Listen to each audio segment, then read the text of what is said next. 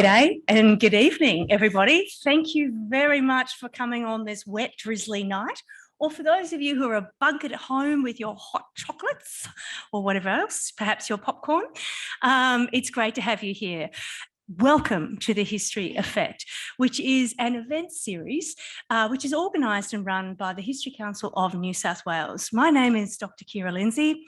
I'm a historian and a biographer and a few other things as well, but that's probably beside the point. And I'm also the current Vice President of the History Council of New South Wales, a great honour, in fact. I'm hosting tonight's first episode in our 2022 mini-series, which is called Careers in History. We've been running this for yonks, and it's a really exciting event for us because we get an opportunity to find out what is exciting you. And after we've all had a good chat, for those of you who are in the room, you'll be able to have in-room drinks and nibbles and come and chat with the people on the stage and express your enthusiasm, ask questions, get some hot tips on where to go, who to ask and what to do next about the rest of your life and career, about the next stages at least. So tonight's session has been brought to all of us with the support from the City of Sydney, as well as the New South Wales Government through a Create New South Wales grant. And tonight's is about First Nations people working in the history sector. Now, what we mean by this is history in all its diverse forms, which is what the History Council's commitment is to. So this might be history practices that take place within the galleries, libraries, archives or museum sector. It might be people working in the private or public sector, in heritage or archaeology. It might be people even working in the academy. It's about the idea of people who are interested in, I like this idea of practising the past in all its different forms. And as we know, First Nations people have been doing that for centuries upon centuries in this country. But the idea of public and private organisations and institutions recognising this and committing to creating employment opportunities is still a sort of relatively new phenomena, I think. There are great opportunities associated with that. And I think that there have also been some potential pitfalls and are some potential pitfalls that are worth acknowledging and wrestling with and talking about, which is what we're kind of going to do tonight. The opportunities and the pitfalls. So we've got some incredibly fantastic speakers. But before I introduce them and we talk about the rest of the night, I'd like to introduce you to Michael West, who is from the Metropolitan Land Council, and he's going to give us a welcome to country. Thank you very much, Michael. Thank you. Stay down here. Bajadi Gamarua, g'day everyone. How are you? Good. I see there's masks on, and that's appropriate, I guess, in some circumstances, because we are still in a pandemic. It's important to understand that. And we've gone, I guess we've done not too bad so far, but I think since January, we've probably let it slip a little bit when you think about the numbers and that. I think the people who are our leaders might need to question and see what the health advice is currently and listen to people like Kerry Chant and that, who are quite honest in what they're saying. And we have, gone through this. It's still a ways to go. If we don't properly vaccinate the world, it's just going to keep bubbling along out there, won't it? And then it'll just come back like the new variants now, and then other variants too. And also, we're going through very interesting times, and I was just talking to the arts sector not long ago. I'm sure there's going to be a lot of different stories that are going to come out in theatre and performance about the times that we're in, because we're currently going through a global pandemic, but we also have war in Europe, and we have tension in the South China Sea, one might say. So they are very interesting times. Now, about history, obviously, I was thinking when I was growing up, and I'm not going to tell you when that was, that there was, one might say, a book said that Cook discovered Australia. Obviously, that's a load of garbage, isn't it? How can you discover a place when people are already interacting with us and we are actually having production plants and doing trade with the Macassans and Indonesia for more than 500 years? just because one group of people don't know they exist doesn't mean they discover you. They only discover them for themselves when you think about it in the context of things. And also, I think the last few years is also, and probably a little bit longer, has shown what good leadership is and what not so good leadership is. And I think that probably on balance, males have let us down, I think. You've seen people with bad attitudes and bad haircuts the last few years, haven't you? And we need to have a bit of a laugh. I'll let you have a think about 3 people you can think of straight away. And yeah, we're going through difficult times. We need to have, I guess, compassion in the times that we live, and we also need to have dignity and respect for everyone. That's what my parents always told me: treat people the way you want to be treated. And it's better if you don't tell lies, because the reason is that you have to remember who you tell lies to and who you don't tell lies to and what the context is, and you always get tripped up. And life's too complex anyway, isn't it? And where we are here, obviously everybody knows what country we're on, what clan, yes? Gadigal, yes. And if you go across the coat hanger, what's there? Yes, Camaragal. Camaray's named after them. And if you were in a little canoe in the water, a Nawi, and it'd have probably a fire in it, and it'd most likely could be a Gadigal woman in there. And if you look up above the Opera House, there's actually a new sculpture there, opened a few months ago. Have people seen it? Yes, Barra. It's in the shape of a Barra fishing hook made out of a shell. It's quite beautiful, it is. And yeah. And what's next door to Gadigal? Starts with W. Wongal, yes. And what's next door to Camaragal on the other side? Starts with W. Wallamadigal. And that's where Bennelong rests. And if you keep going, you eventually hit Parramatta, which is Barramadigal, Barramani Eel. And then also in the harbour there, you have a beautiful island. I'm not sure if you've seen the news that it's being handed back to the Land Council. Yes, and what island's that? Memal. It's great, isn't it? Memal, aka also known as Goat Island. But actually, Memal is the eye of the eel. So there's a whole creation story about Sydney Harbour and the waterways being created, and that's where the actual eel's resting. But it's also looking up, and that's where a place where clans and that met. So it's quite a beautiful place. We're happy to get that back. And with the appropriate remedial work, we can't just get it handed back, obviously, without the appropriate removal of toxins and toxic stuff on there. And no doubt it's going to have a wonderful future, as it has had a wonderful past. And it's important that we do take a moment to pay our respects to country, but not only the country we're on, pay respects to all country, because we all come from her and we all return to her. And when you think about it, that's just a part of the cycle of life. Everything you see around you, everything is coming from Mother Earth.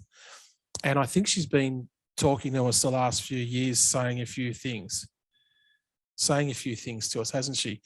With the firestorms and with the floods that we have. So I think we need to respect her. We need to go back and learn from Aboriginal people how to care for country in an appropriate way that's ceremonial, but it's also about low intensity burning, which allows our totems and our animals and part of our family to escape and not be injured, but also the plants too, which can be part of our totems. And it's important that we take a moment's silence to pay respects to not only country, pay respects to all Aboriginal and Torres Strait Islander traditional owners, elders and custodians of the past, present and future, and Aboriginal people in attendance here, but pay respects to all of you that are here and your ancestors, because we're all going to return to Mother one day, become an ancestor. So it's important we also reflect our journey to this point in time in the continuum, and how, as studying history, it's just this point in the time, and we need to understand the past to create a better future, don't we, and understand the present. So if we just have a moment's silence and a moment of reflection, thank you.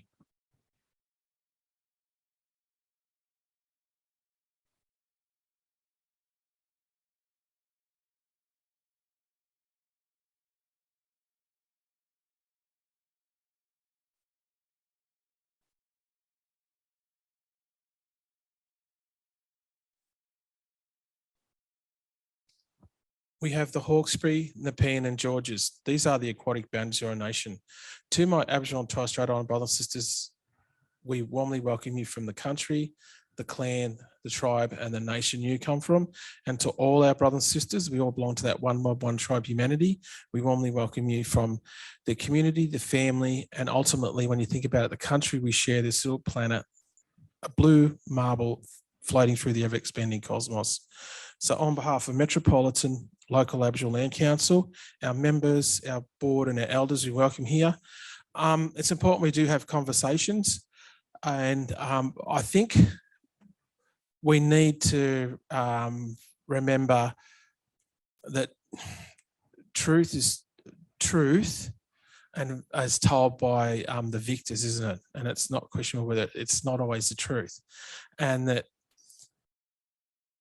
people's perception and understanding of their own experience is all part of the whole human experience. And we need to understand that emotions and feelings all connect in with understanding that. And that, you know, it always was, always will be Aboriginal land never ceded, but we need a lot more conversations to happen, especially about dates and other things like that. And I was thinking, looking at the Harbour Bridge with the flag, I think they're in the wrong position. The Aboriginal flag should be first when people sail in. Yes, I think, because when you sail in, it should be the first thing you see, the Aboriginal flag, and then probably the Australian flag. And because, you know, it's not too far from here. There's a special place down the road there called Australian Hall, and I'm not sure if you guys know all about that. So the Land Council has that as part of one of our places that we look after and respect as a special cultural site. 1938, we had the day and morning there, but also out of that came a protest down in Melbourne in the same year, where Aboriginal people protested against the treatment of Jews by Hitler and that, and delivered a letter, which was acknowledged many, many years later. There's some great stories to be told from our history, and we need to do that as you guys are doing. So always was, always will be. Thanks. Thanks. Thanks, Michael. So many important things that you've just said then, and so thank you sincerely. And one of the things that just came to mind as you were talking for me is that capital H history has often been wielded as an imperial weapon against Aboriginal people, not only in books, but also in historical institutions and in various forms of private and public practice. And that is something that we at the History Council are very committed to acknowledging, addressing, and hopefully playing our part in making sure that doesn't happen again. And that's one of the reasons behind this career session, and also the fact that we've had this year we appointed a First Nations project officer who unfortunately cannot be with us tonight. Lisa Patton, I'd like to acknowledge you. Hopefully you're out there listening to us as you're rugged up with some nasty form of influenza, and we wish you the very best and hope you have a speedy recovery. We have a second apology tonight, which is who is Brian Marshall, who is an archaeologist based at the private firm Artefact. He also happens to be my husband. So I feel like I can apologise in both an official and unofficial capacity. Brian has had a death in the family, so he would have loved to have been here. He's very, very passionate about these kind of issues.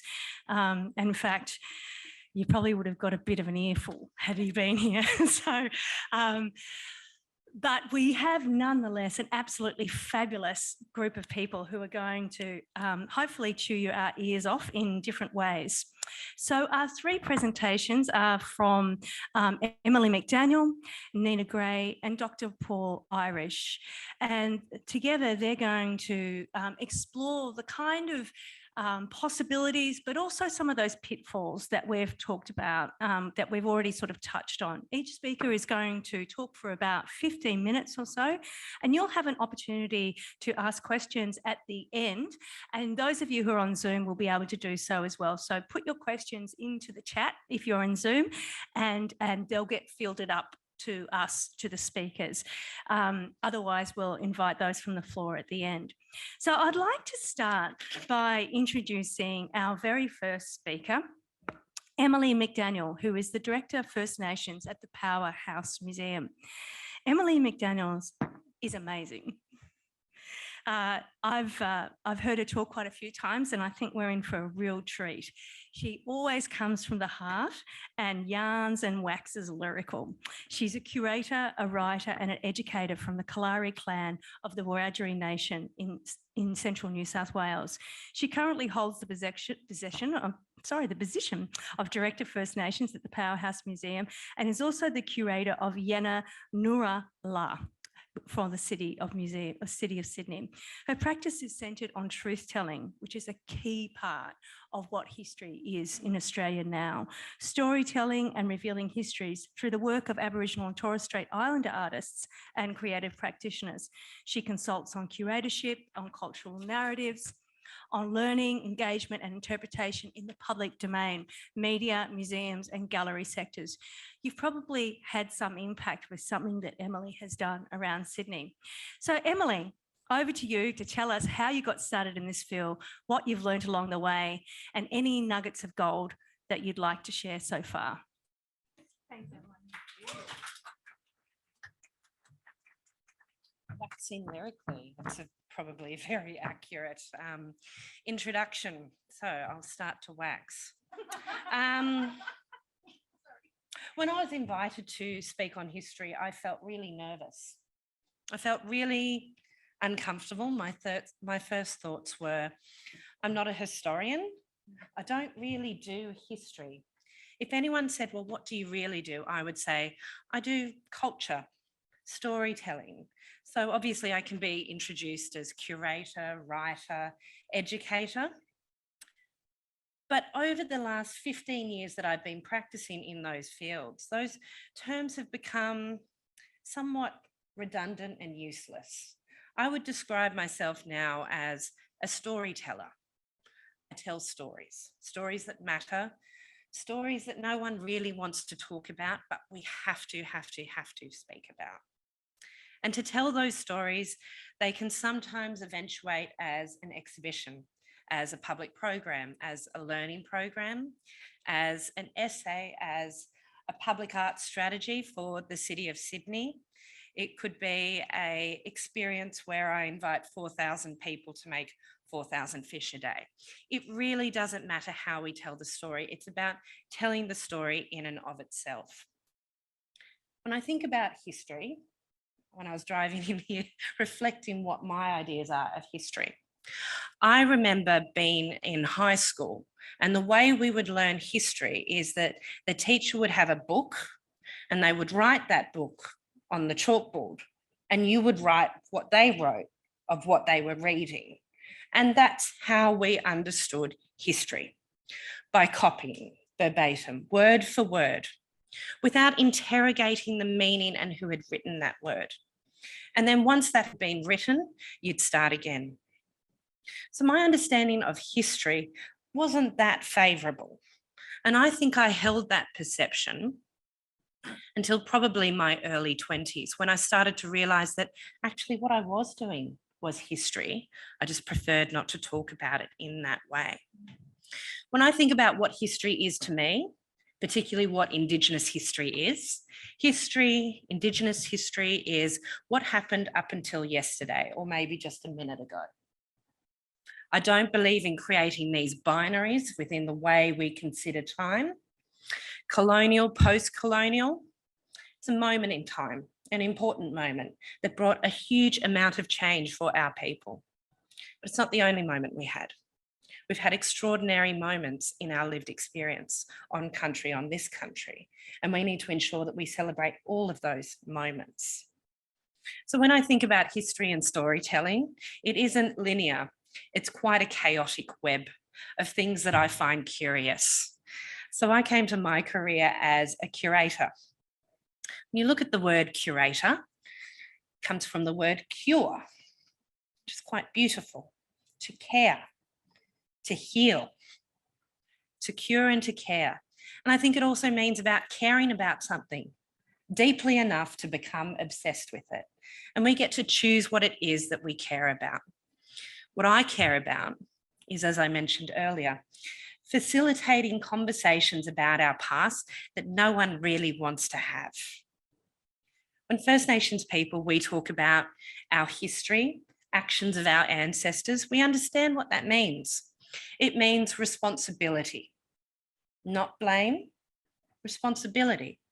We've inherited those actions of the past, and now it's our responsibility to acknowledge them and take them forward. For so many non-Indigenous people, when we speak about history and the past and decisions made by their ancestors, it's considered to be a conversation about blame. How do we shift from this kind of tension of blame and sitting stagnantly with our history? I believe it is with a good story. We change everything with a good story. It's uncomfortable to sit face to face to someone and have a conversation about the damage we have inflicted upon country based upon colonial relationships to place. But if you can speak through an experience, an artwork, something that you use your hands with, walking country, it changes that narrative. And that's really been a methodology that I've taken with me across my career in history, in storytelling. I am one of the curators of Yananurala, which is one of the major strategic projects for the City of Sydney. It is a 9.5 kilometre walk of art, culture, story. Uncle, you mentioned Burra earlier. That's one of the first sculptures of Yananurala that will begin to mark that beautiful foreshore that defines Sydney and remind us that this is country.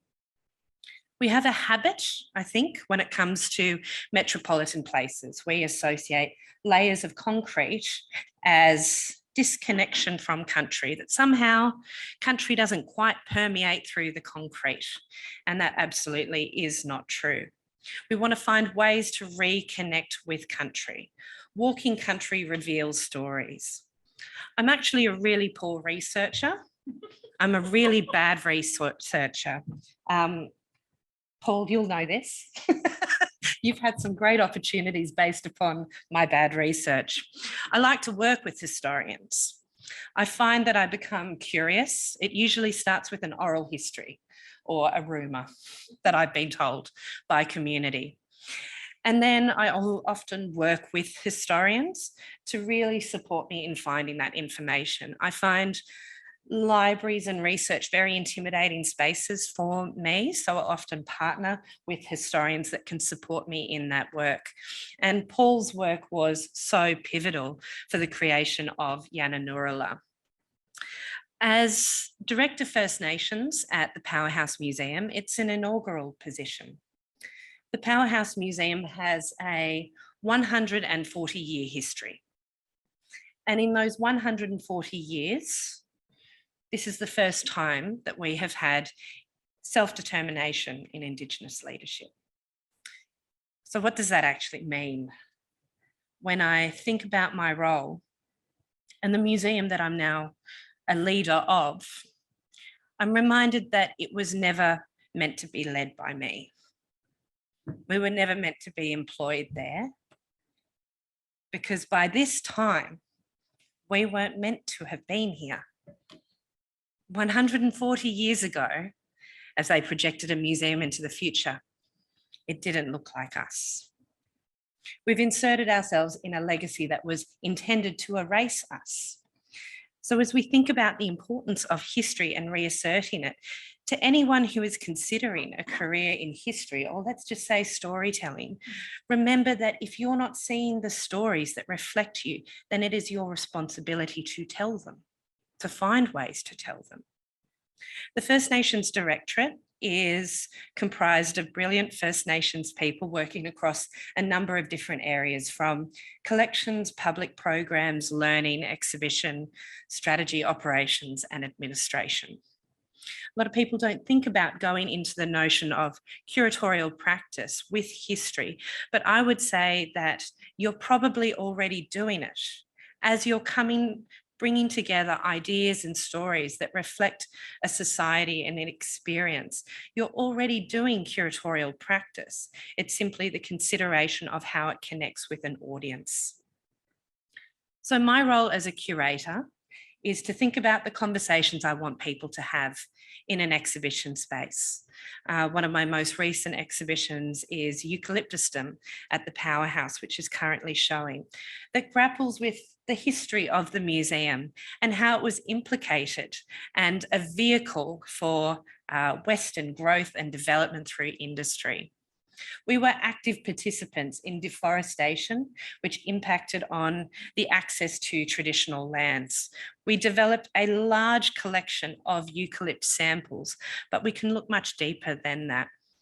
When I started working on that exhibition and I was looking at those early collections, I couldn't find any First Nations made objects of that same time period. Sort of looking at, I guess, 1810 was sort of the time that I was looking at with the earliest collections. I couldn't find anything that was us.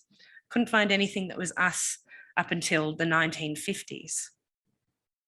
So rather than pulling together abstract objects that perhaps were from a distant country, from up in Arnhem Land, to address that absence of Indigenous involvement with eucalypt, I thought, let's not tell that story. Let's leave it bare. Let's leave an absence there. Let's leave a void, because that in and of itself tells a story that, number one, Indigenous people were not implicated in the deforestation and forcible removal of natural species of country, and two, that we were not valued as well. I was talking about this earlier. I think often when you try and find a story and you don't find one, that in and of itself tells a story. Absence tells a story. So many of the ways that I work with history on a daily basis is I started as a fine art curator at the Art Gallery of New South Wales. I never really got inspiration from books about art or artists. For me, the real inspiration was within historical texts and information, conversations, oral history. So that really became my research that I worked with. I employ a team of curators that will exponentially grow over the next couple of years. So if you are looking for a career as a curator and you're wondering what that might look like, I would say add a question on the end of this and we can talk about what that looks like. You might choose to go into a career in collections, applying your understanding of history to material culture, whether it be tangible or intangible. I also work quite closely on site-specific or country-specific narratives. One of the collaborative projects that I'm working on is with Neenah and Paul. Currently, we're doing a storytelling project across all 4 sites of the Powerhouse: Parramatta, Ultimo, Sydney Observatory and Castle Hill, in partnership with Coast Heritage. That's a really great way to start when you really go, how do we build a museum? We need to understand that museums are not neutral spaces. Museums are not neutral spaces. They all sit upon country, and we need to ensure that an acknowledgement of country becomes more than just words, but it informs our entire approach of building a museum. So that's really the work that Coast Heritage have been able to support us with. So I would say to anyone who I have conversations with that say they're not interested in history, I would say that means you're not interested in anything up until a minute ago. That's that logic that you're presenting to this moment, because to understand our history is to understand who we are in this moment and what our responsibility is going forward. So as someone who has a very visceral emotion to the word history, immediately thinking I have nothing to do with it, I'd like to twist it and say that it's about storytelling. It's about storytelling, finding these threads of commonality that bind us together. That's the practice of history in my professional experience. So that was me waxing lyrically. I hope it met the standard, but thanks so much for your time tonight. And I hope that that's given you a bit of insight into what it is to find yourself in a career that is surrounded by history, but not in any way defined by it, really defined by culture first and foremost. Thanks. Thanks, Emily. Far exceeded expectations. There's so many things here for us to think about, I think. Uncertain times, sensitive stories, contested, unceded, crying for care country, and the role that practising the past, perhaps another way of thinking about history that isn't so loaded, practising the past in these creative ways is just so integral to who we are right now in this country and how we're going to shape the present and the future. And the work that all of our panelists are doing here is really helping that. And it brings to mind, I think, an element that's really important about their work as well, is that in some ways, as Emily said, going and working within these institutions which used to steal Indigenous artefacts, not acknowledge them, patronise them in all sorts of ways, and are now opening their doors and their institutions and their payrolls to include people, means that many First Nations people are burdened with the responsibility of operating almost like Trojan horses, or like tree roots that are breaking through the concrete pavement to create a new future for us. This is an incredibly significant moment, and that's what we're kind of here to unpack today. So thank you, Emily, for what you've done to help us do that. And I hope that this is just, a continuing conversation, and one that also highlights the incredible importance of creativity in history, and also the loadedness, the difficulty of that term. Somebody who's very aware of those challenges, but also has learnt and thought about lots of ways of negotiating those through the 15 years or so of his career, is Dr. Paul Irish. He is the director of Sydney firm Coast History and Heritage, and is also a historian and an archaeologist. For the past 15 years, he's been piecing together the Aboriginal history of coastal Sydney with researchers from La Perouse's Aboriginal community. This includes joint publications, exhibitions and website content, as well as the 2015 New South Wales History Fellowship exhibition, This Is Where They Travelled, Historical Aboriginal Lives in Sydney. Through these and many other projects, Paul has worked collaboratively with Aboriginal people to make their incredibly rich history more broadly known and understood. So tell us more about that, Paul.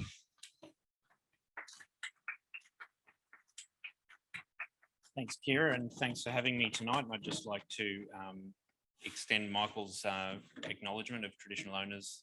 It's a great privilege to be here and to present about a history that isn't mine, and working in a field about Aboriginal history and culture that is not my own. It's a great privilege to be able to do that, and have been doing that for the best part of 20 years now. I've been asked to explain how I got here working as a historian and an archaeologist, and it's a fair question in this forum, but also a fair question, I think, to ask of any non-Aboriginal person, particularly working in a field like this. I grew up in suburban Sydney, and I grew up, like many people, knowing nothing about Aboriginal people, the Aboriginal past or Aboriginal culture in Sydney or really anywhere. But I did have an interest in the past and in trying to understand how people had lived in different areas in different ways in the past.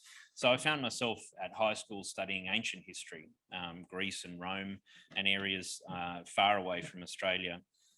When I had the opportunity to go to university, I took up ancient history amongst a number of other things, and there was this subject called archaeology that was on the menu as well, and I thought that might be a good sort of adjunct to ancient history, so I started doing that as well. And it soon became archaeology that I found more interest in, and that archaeology degree and subjects were pretty broad ranging, but they included some subjects on Aboriginal archaeology. And I've reflected on this a lot, that in my years at Sydney University, I walked every day past the block in Redfern and never made any connection between Aboriginal people living there and the Aboriginal past that I was studying at university. In fact, if anything, studying archaeology reinforced for me this idea that the authentic Aboriginal culture was something that was deeply in the past and not in the present.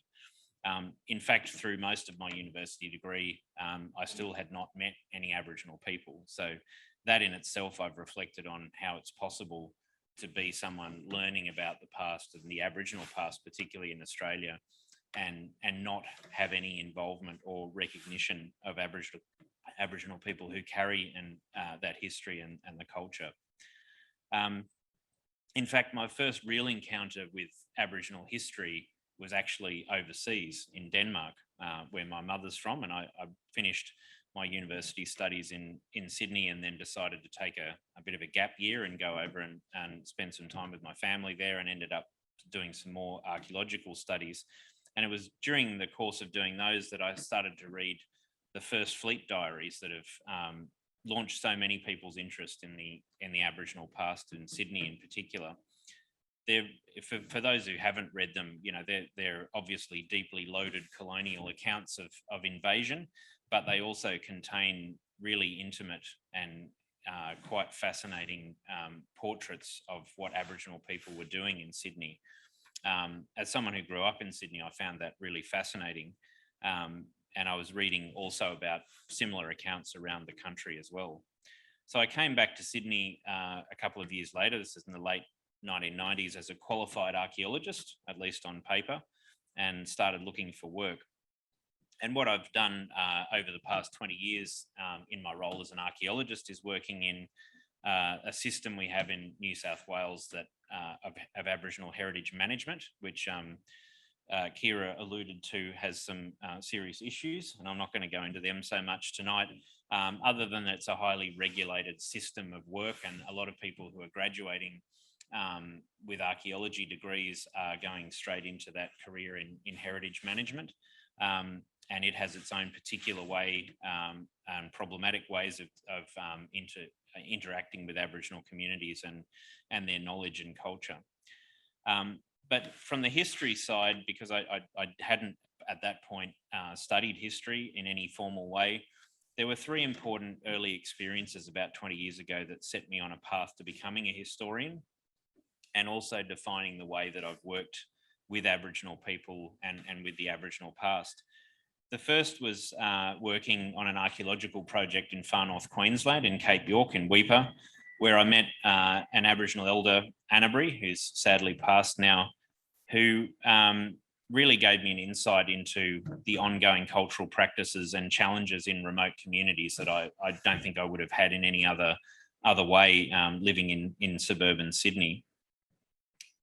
The second was a job that I was fortunate to have with the New South Wales Aboriginal Land Council about 20 years ago, kind of as a travelling salesman for a government scheme that was not particularly useful, as many people pointed out on the way. But the important thing for me about that project was that I got to travel around a lot of communities up and down the New South Wales coast and get some exposure to that history.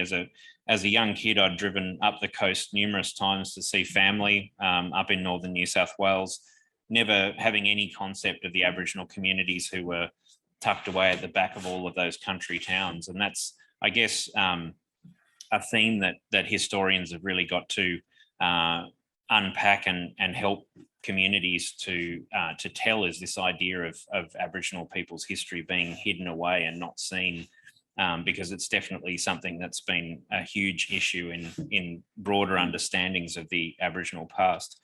So that project, I think, really just brought home to me that there were Aboriginal histories everywhere, and Aboriginal culture and communities everywhere, which may seem like a pretty obvious thing. But I think when you look at the level of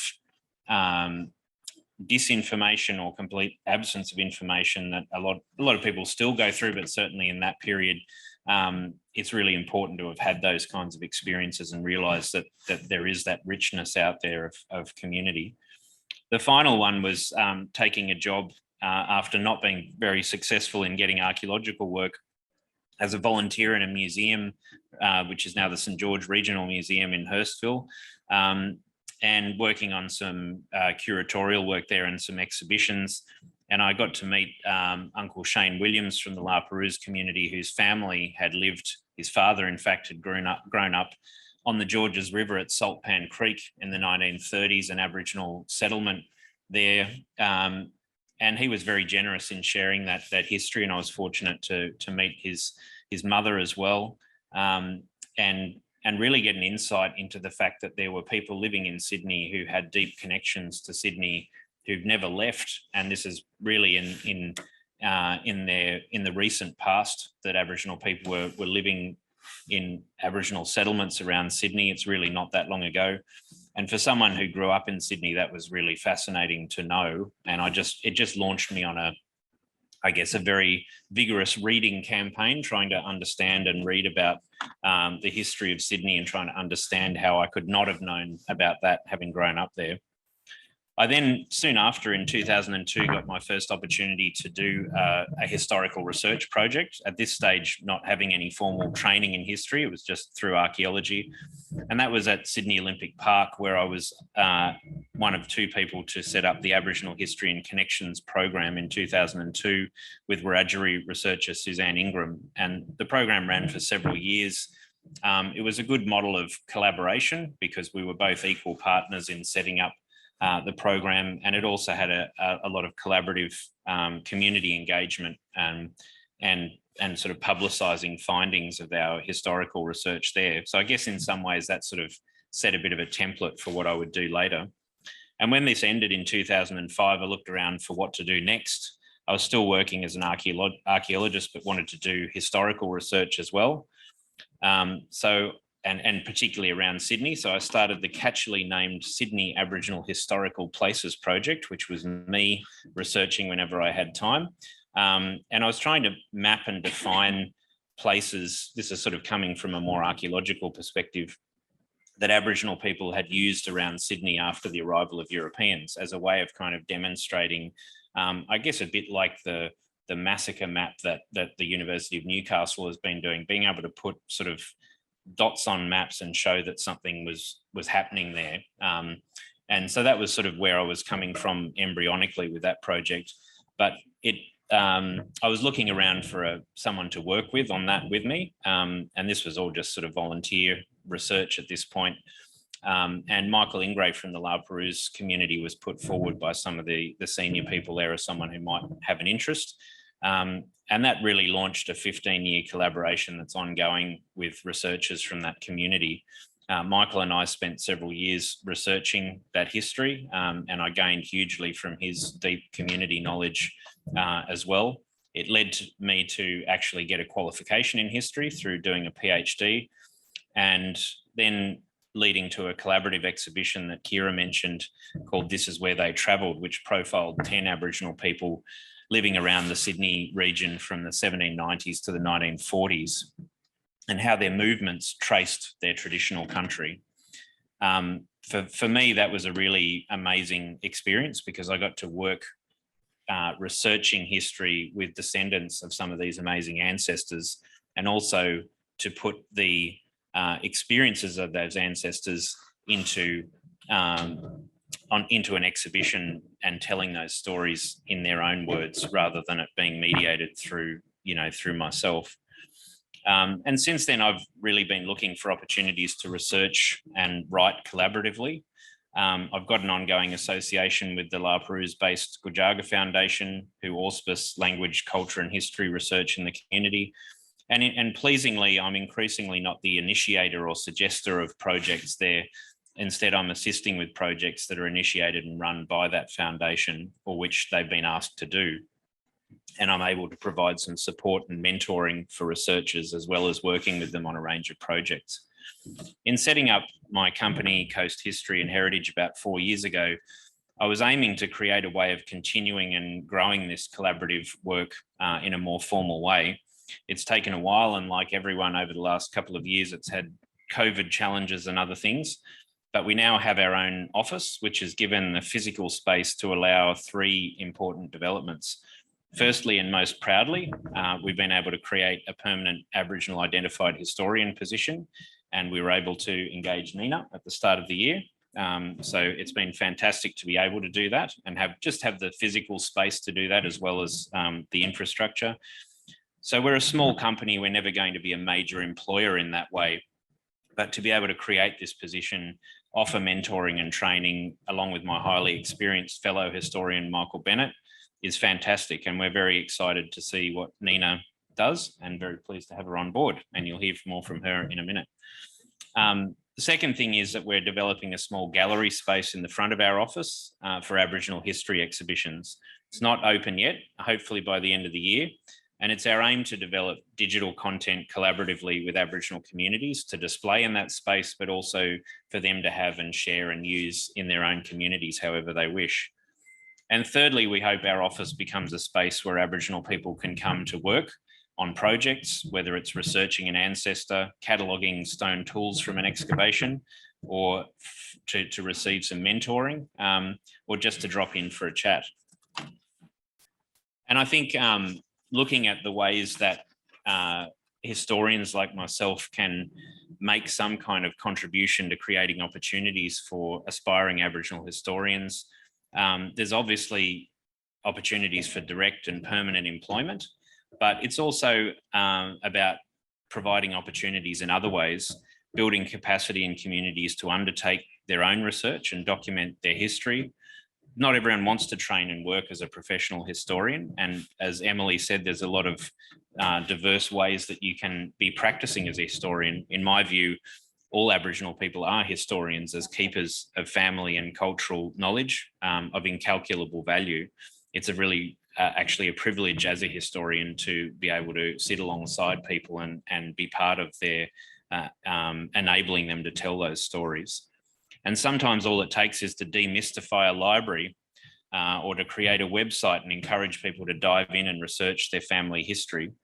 And I'd like to acknowledge also the amazing work of Aboriginal librarians, archivists and curators in state, local and national institutions who do such amazing work to promote Aboriginal history and the access to that information to Aboriginal communities. I think I'll probably leave it there because I'm probably more interested in hearing questions about what people might be interested in. But I think as a summary, I think it's a great privilege to work in this area.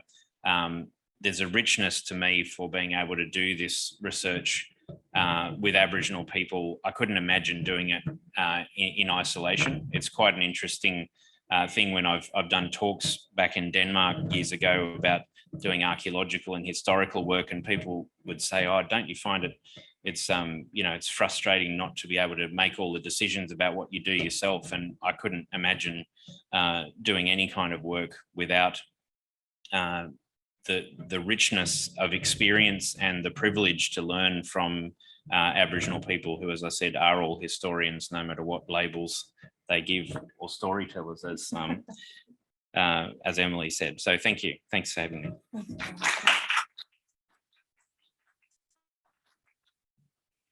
Wonderful.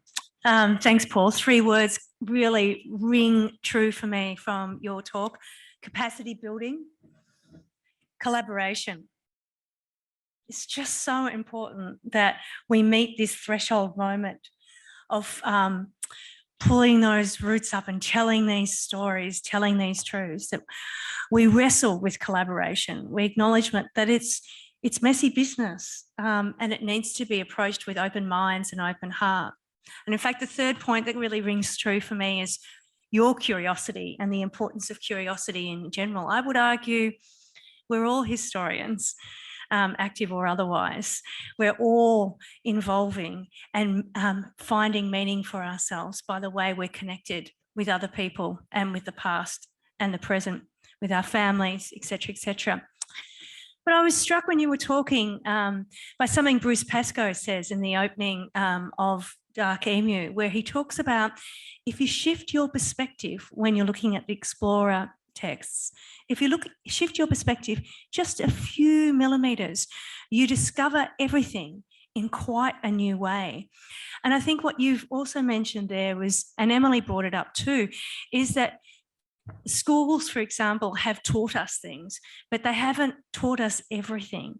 They haven't necessarily taught us well. And what is happening now is an opportunity to look at things afresh and to open our minds up with curiosity to First Nations perspectives, which are not just one perspective either. There are many, many different perspectives, depending on age, depending on country.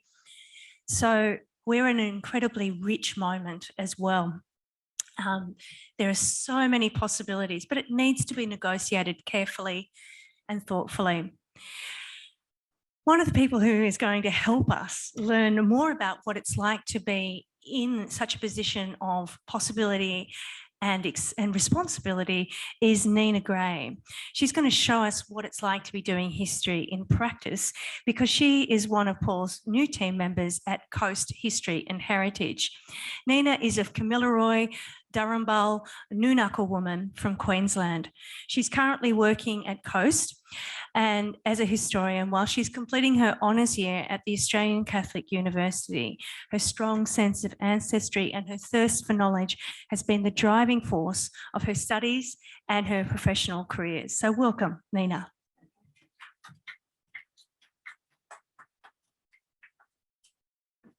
Like myself, I guess I'll keep this short and sweet. I just wanted an excuse to say that, to be honest. You probably saw me scribbling some notes. I came a bit unprepared today, but that's okay. As Paul said, we can talk underwater sometimes, so we're all good. And storytelling is obviously a big part of what we do. It made me think of a quote. So I started my studies at UNSW and I did a year and a half there before I thought, nah, I'm out of here.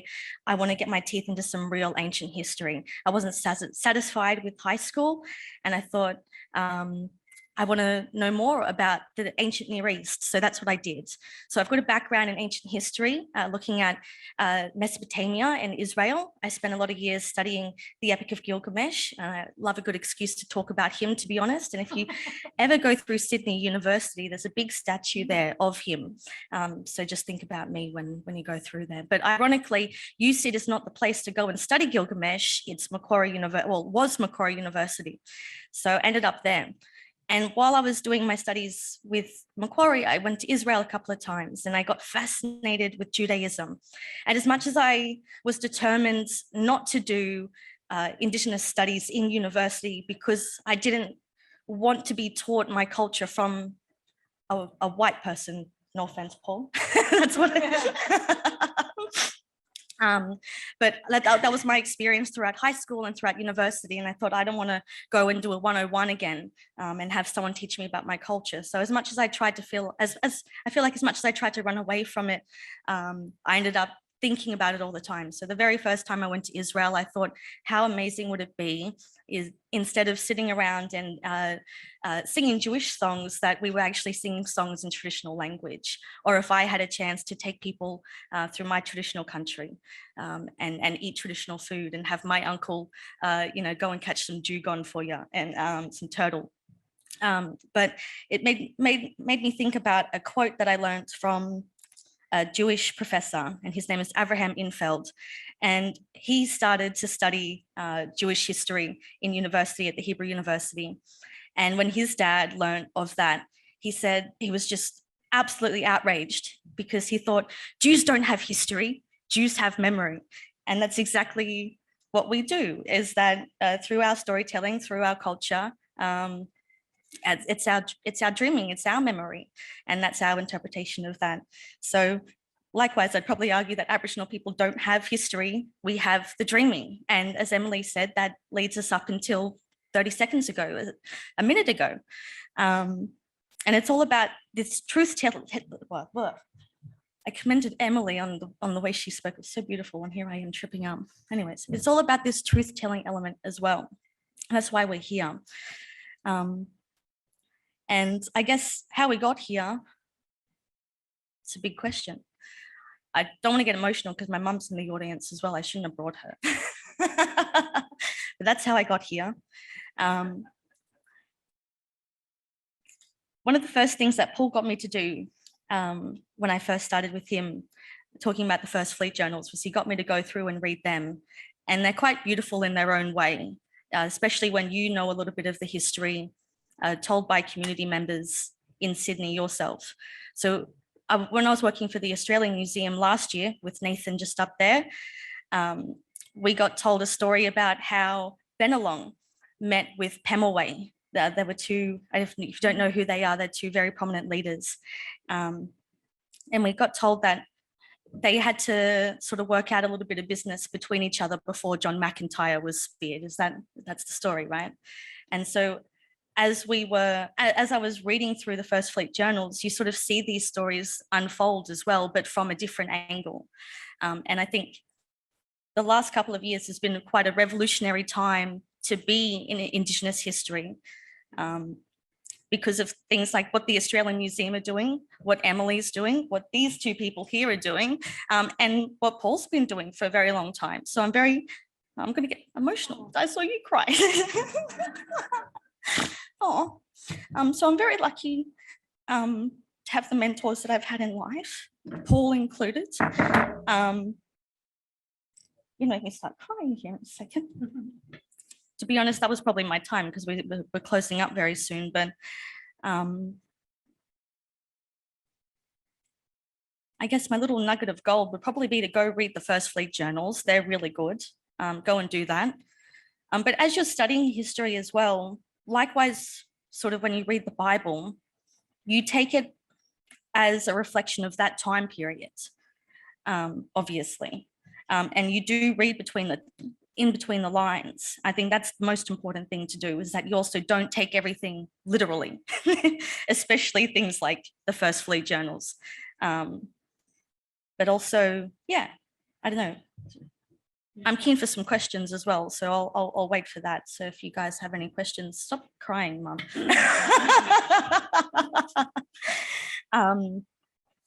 Yeah. Beautiful. Yeah, I'm just going to leave that there. Thank you for having me, and thank you for listening to me. And Thank you. yeah, thanks, guys.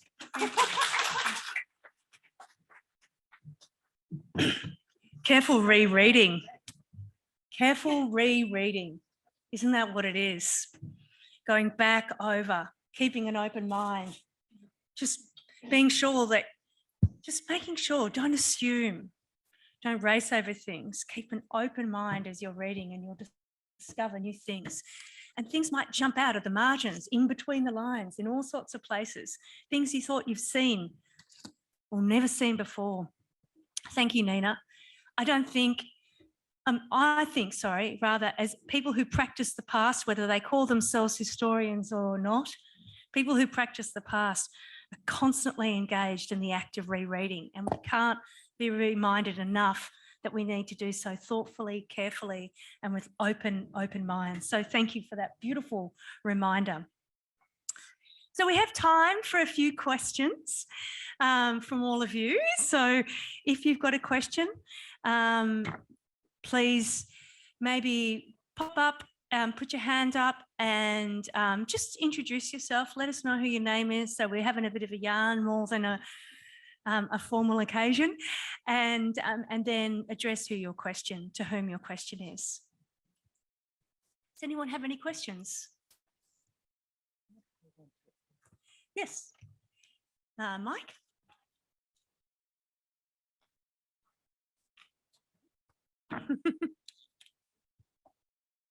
Hiya, I'm Alex. I work with the Society of Australian Genealogists.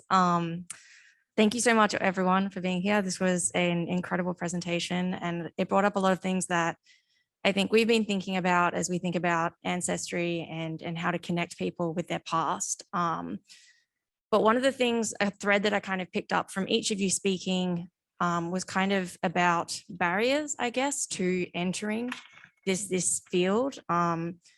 And overwhelmingly a kind of dissatisfaction, I guess, with how things have been done, how history has been taught. But I do think this was much more hopeful than I thought it would be. I think all of you being here is testament to the fact that things are changing and that we are trying very hard. Well, some people are to recognize different types of history. So I was just interested if you could talk a little bit more about possibly ways that organizations like our own could facilitate these kind of changes, or in general, you know, larger public movements that could be supported to kind of ensure that these types of histories and that these careers are available. I think you're first, Emily. I'm nominating you with my chair hat on. Okay. Your friend. I think one of the biggest responsibilities you have, everyone has, is capacity building within the sector. Actively creating opportunities for Indigenous employment. And I know personally that's one of the reasons why I chose to work with Coast Heritage when it came to how we would tell the stories of the country that our museums sit upon. Knowing that there was that active investment in recruiting for an Indigenous historian position. We discussed your position a long time ago before I even knew that you were in it, which was such an exciting possibility for me, knowing that we could work with Neenah in the future. So seeing that is a really important value for us. And I think, you know, Coast Heritage has been really significant in that, in the work that you spoke about, working with Gujaga and so on. And I think in a way, this is controversial, but why not? If you really want to be able to do this, you have to be comfortable at one point that your practice will no longer be needed for Indigenous people, because there will be someone who is Indigenous who will have the same skill sets that you have and will be able to go on and do this. That's what real capacity building looks like. It requires you being comfortable with the fact that you essentially will be doing yourself out of a job one day. And if you're able to do that, that's true capacity building. Anyone? Just to add too, I think it was interesting what Emily was talking about before about the Powerhouse Museum and its history and legacy as an organisation. I've been doing some projects over a few years with the Royal Australian Historical Society, and I know that your society is very closely aligned to, and all of those organisations have histories as well, and usually histories that have not involved Aboriginal people. So sometimes I think it's a bit of a case of sort of stepping out a bit of your comfort zone and kind of exploring what other actions you could take. As an organisation or as an individual. I've been very lucky in my work. I mentioned earlier that, you know, there's a lot of problems with the way that archaeology and heritage management is done, and the relationships with Aboriginal people, and that's very true. But one thing that has always been a factor in my working life is that every project that I've done has been with Aboriginal people, usually from land councils or traditional owner groups. And that forces you to sort of regularly confront what it is that are your own biases, your own hesitations about engaging more fully and actually not being the person in control of what's going on in terms of how it affects Aboriginal people, actually getting out of the driver's seat in that way. And there really isn't any other way to do it than to do it and to just see what you can come up with. And there are plenty of people, I guess, out there who are willing to have conversations about how organisations or individuals might, you know, what steps they might take. I can only say from my personal experience that my career could have worked out in vastly different ways, may not have even led to history at all, but like I feel so enriched by the choices that I've made and the willingness of Aboriginal people to actually take the time to help me and many other people along the way. And I think you'll find that there is a generosity of spirit there that you just need to kind of take the first steps with. And also try and avoid the tokenization of culture. That's a big thing for me. Recently, all the young people, I talk about them like I'm not one myself, but being on the Instagrams and stuff, you know, everyone's jumping on the bandwagon of, you know, change the date or, you know, all this sort of stuff. And, you know, it's great. That's the reason why we do what we do, for a bit of truth telling, of course. But do a bit of research behind why it's important as well, where we've come from, where we're going, why some of the current policies are in place. Not just being like, you know, well, we've got to meet a procurement level of so-and-so, you know, we've all been a number before, and that's not a nice feeling. So yeah, avoid the tokenization of culture and yeah, keep passionate. I really like what you're saying there, Neenah, too, because you're also reminding us that everyone's an individual. They don't stand as a representative for a homogenized culture either, right? So, you know, let go of your stereotypes or assumptions and meet individuals eye to eye and find out about them. I've definitely been a number before. I can't say anything about who it was because I signed a non-disclosure agreement, which means, yeah. Anyways, but it was a really weird time period of my life. I was still trying to figure out what was going on, and also it was one of those experiences where it just left you uncomfortable all the time. You'd sort of go home with a bit of anxiety and, you know, go to work with a bit of anxiety and sort of be like, well, why am I feeling this way? And it wasn't until maybe about a month afterwards, I was like, oh, okay, I kind of get it now. And, you know, a bit of soul searching, a bit of writing down in a diary. But yeah, no, it's not a nice feeling to be sort of spoken about like you're a number. And I remember, yeah, going into a meeting one day and they were like, yeah, we've met this quota. And I was like, Yeah. I am the only Aboriginal and Torres Strait Islander person you have in your company in the Sydney region. And the only other fellow that was working there was down in Melbourne, poor fella. So yeah, anyways, we're here now. Well, we've always been here, but. Well, I think there's I'm real here. space in tonight for a conversation about some of the things that institutions could do better. But I don't want to grab the floor right now because, yeah. Oh, no, just kind of a follow-up, and absolutely everything you're saying, 100%. And the idea that you hopefully build yourself out of a role, like 3,000, I'm on board. But I think there's also this question about you do that and then maybe, and this isn't about my organization, I'm coming from academia where there is a heavy emphasis on diversity right now, and they're creating these positions. And then the institution itself is not a place you want to be at, right? It's not a place you feel welcome. It's not a place you feel like you can create a community. And I guess one of the things that I'm trying to help my friends who are in these positions is how do you survive, right? How do you make community in a place that is hostile to everything about yourself? And I just see that as one of the things that I've been thinking through, where you have to create these opportunities, obviously, but if you're not going to wholesale change an institution, how do you take advantage of that opportunity that you're being given? Create senior leadership positions that are for Indigenous people. Yeah. I think that comes back to it. I think the marker of success or failure of an organisation for First Nations people is marked upon what are the leadership opportunities for Indigenous people to create self-determination within that institution. And if those positions are simply assistant curator, curatorial assistant, intern, you can immediately see that the cultural weight of that organisation will be placed upon those roles. And I know many Indigenous people who've worked in the sector who felt that before. And it leads to a low rate of retention, essentially. We lose people, understandably so. That's an awful position to be in.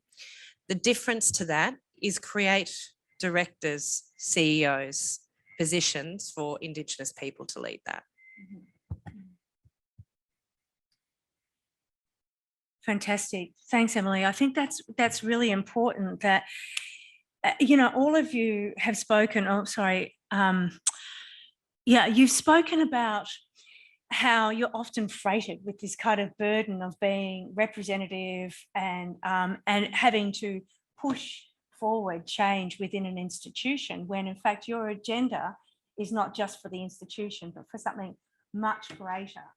And I'd be keen to hear you talk about how you balance, you know, how you juggle and work with those different priorities in order to maintain your integrity.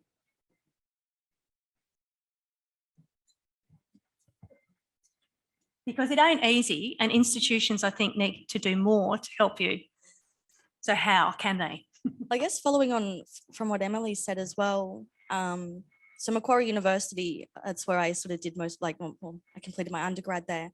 And let's just say it doesn't really have a good history of anything really. So, you know, Robert Menzies College, I think Macquarie can be famous with one of the first Mardi Gras, or, you know, leading the first Mardi Gras, because the Robert Menzies College is actually quite a homophobic place to be, and it's going through a bit of a revolutionary time at the moment. But even its Indigenous students have felt that as well. And so I think one of the biggest things for us was, you know, back in 2016, was to get those people who were passionate about making a change into leadership.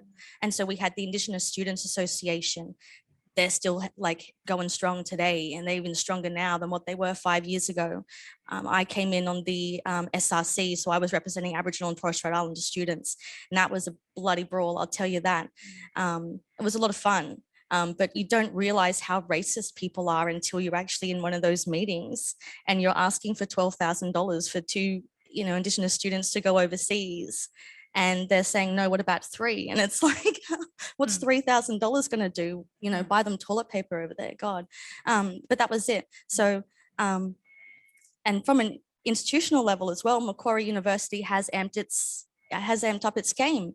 It's not called the North Ryde campus anymore. It's called the Wadamadigal campus now, which is, you know, kind of cool. It's a bit of a tongueful, but, you know, it's also teaching the students how to bloody say it, and about the history of that. It's not just Darug, it's Wadamadigal as well. You know, there's this big grouping of yeah, anyways, we'll talk about that later. And that's one of the controversies as well that we start to unpick. Have I answered your question? I think I'm babbling on a bit too much. Here, Emily. Around how do you balance? Yeah, how do you keep No. your priorities when you've also got institutional priorities? You know, how do you keep on target, and how can institutions play a role in supporting you without controlling you? Yeah, I think, yes, there is a notion of a burden, but we need to remind ourselves also of the privileged position we are in when we're given these opportunities. And I shared it with my team the other day, and it was when my dad said to me, you know, when you're given a microphone, it's not about you, it's about your community. So you stop being shameful and you stand up and you speak properly and you speak loud, because it's an honour to have that opportunity. So I reflect on that daily. But when it comes to that institutional pressure that can be applied to Indigenous people, another one of a controversial one is, you know, we talk quite a lot about decolonising. Decolonising is a major, significant conversation. I'll be honest with you though, my daily work focuses more so on indigenising. Exactly. I work for a non-Indigenous organisation. It will always be a non-Indigenous organisation. Even if it was fully decolonised, I don't know how that would operate. It would still be a non-Indigenous organisation.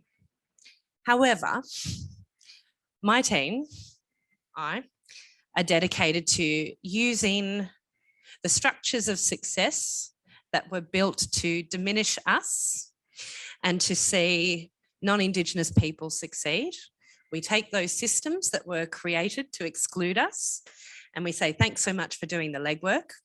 We're now going to use them to further our self-determination and advance on Indigenous aspirations. So thanks so much for putting down the groundwork. We really appreciate the homework and the hard work you guys have done. Now we're ready to use that and to use it to benefit community aspirations. So I think a conversation needs to be had of indigenising. And indigenising is also taking a strength-based approach to saying, let's build on this. Fantastic. Sarah, do we have any questions from Zoom? Okay, no worries. Any other questions in the room? Anybody else? Yes, Michael.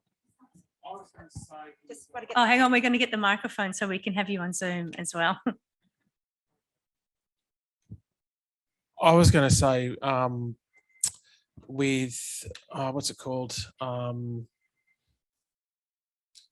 production of videos and everything that are fake, deep fake with content, how will that affect history? And like now, say an example in America where there's two types of version of history being played out live. I'm not sure how that is relating though to First Nations. No, I'm just saying because just the concept of that is what I'm saying. The concept of that, like, because they can do the same thing to here, to anywhere, like deep fake, you know. If I can just quickly jump in, what I think is really interesting about that question is that it demands discerning, careful rereading. It demands that we actually ensure that ourselves and younger generations are critical, discerning consumers of whatever materials that they're getting. You know, our job is not to give people the answers, is to get them how to ask really good questions of things. And I think that's the only way we're going to deal with that, because that's going to be around forever. Does anybody else want to throw in something there? I was just going to say, I mean, we've obviously had examples of this in our own very recent history with the government propaganda and exclusion of Aboriginal people, which has happened, continues obviously to happen in some ways, but, at its height in the first half of this century with protection boards and government policies that really were designed to remove Aboriginal people from the sight of any of broader society. And we've had this, quite extraordinary process, which may look very slow and cumbersome from the outside, but this, extraordinary process of Aboriginal people and non-Aboriginal historians and others trying to write Aboriginal people back into that picture. So it can be done. I think, there are obviously modern challenges with technology, but like you said, Kiera, I think it is dedication and, difficult work that has to be done. Does anyone want to add anything there? About critical, curious, creative thinking. Great question to finish up with. I think it's time for us to wrap up the evening. Now, I want to tell you about a few things before we give our speakers. No, actually, let's just give our speakers a big round of applause to thank them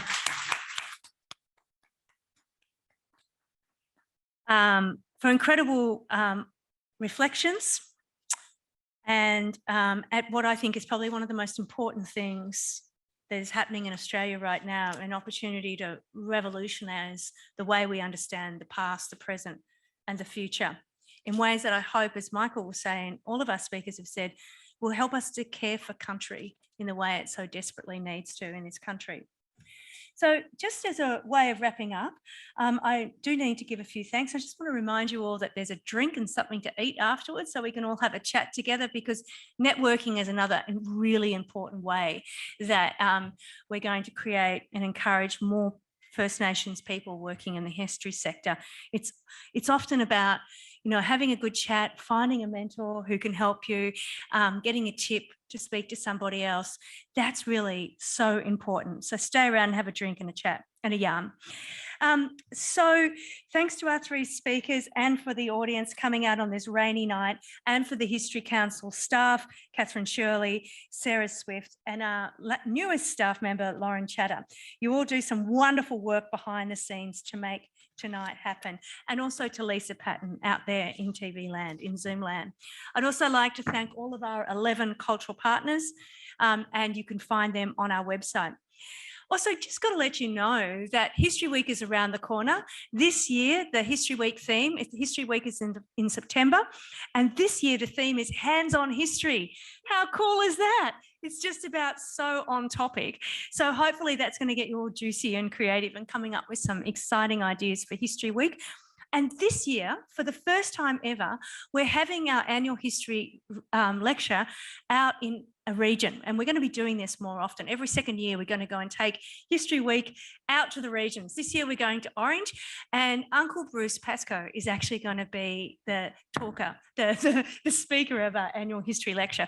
So it's going to be rock and roll. It's going to be awesome. We've even organised a magical history bus that's going to pick people up in Sydney, take them over the Blue Mountains to Orange, talk about a bit of history stuff along the way, and then we're going to have our annual history lecture. There's going to be cocktails and things afterwards. It's going to be beaut. So if you've got nothing to do and you know a few other history nerds, get yourself on the magical history bus on Friday night and come along. It's just going to be a corker. I'm going to be there and I'm going to be on the bus. Don't let that discourage you though. I might have a few things to say. Who would have thought? Okay, so we've also got another First Nations history event coming up next week. Next week on the 26th of July, and it will be in person at the State Library of New South Wales, and it's called Connecting with Country, Tracing Ancestors. We've joined forces with First Nation family history specialists, Melissa Jackson and Kerry-Ann Tape, to produce a diverse number of family history collections to provide you with new ways of tracing ancestors. So, you know, this is really important work. Many First Nations people, including my husband, have stolen generations in their family, and it means that the act of getting incorporated back into community, of finding those connections, has really important significance. So please come along to that at the State Library on the 26th of July. If you want to find out more, check out our website. Okay, don't forget about hands-on history. Don't forget about having a drink. And one more time, a big thanks to everyone who came out tonight and our speakers. Thank you. All right, let's have a drink.